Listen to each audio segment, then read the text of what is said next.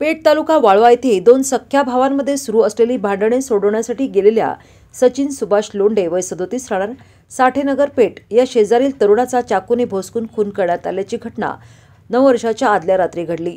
अण्णाभाऊ साठेनगर परिसरात मंगळवारी रात्री 8:30च्या सुमारास ही घटना घडली।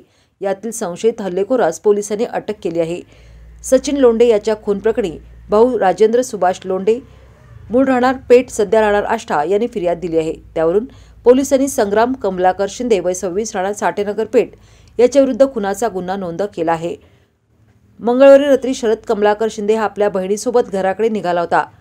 यावेळी मद्यप्राशन केलेल्या संग्राम याने त्याचा भाऊ शरद याच्यासोबत भांडण करण्याच्या उद्देशाने शिवीगाळ करत होता। त्यावेळी तिथून निघालेल्या सचिन लोंढे यांनी या दोन भावांमधील भांडण सोडवण्यासाठी मध्यस्थी केली।